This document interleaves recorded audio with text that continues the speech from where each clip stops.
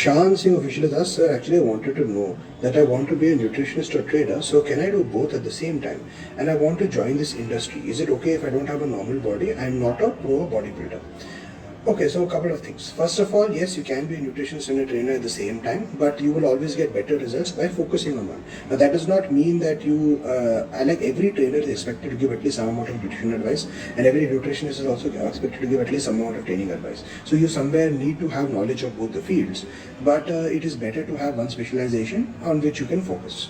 So that's the first thing. Second is that joining the industry can be a very productive career, and you can you can earn a good living from this, and it's also very fulfilling because you're helping people. But if you have not developed your own physique, it is very difficult to sell yourself in this industry. I generally recommend to all trainers or aspiring trainers that you should compete for at least 1 or 2 years before you start getting into this industry full time.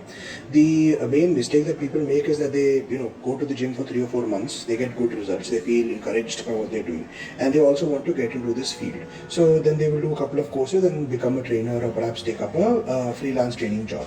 The problem with this approach is that you haven't had the time to learn the field properly, or even learn the technical aspects of the field properly, which is why it is better to at least take 1 or 2 years, and in which you're just training and focusing on yourself.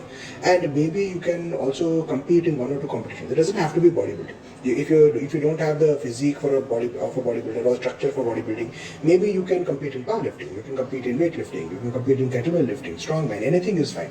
Compete in something or the other so that you have an experience of how it feels like to push your body to the limit.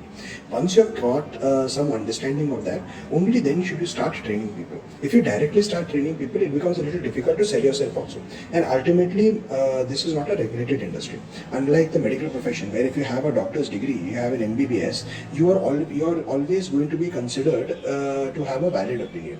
Whereas in the fitness industry, you might have all the certificates in the world, but if your physique is not good, or if you're not strong, or if you're not able to lift heavy weight, you simply don't have that kind of credibility. And building that credibility is important, and it's difficult to do that while you're still trying to make a living out of it. Now, I'm not saying it can't be done, but it certainly stacks the odds against you.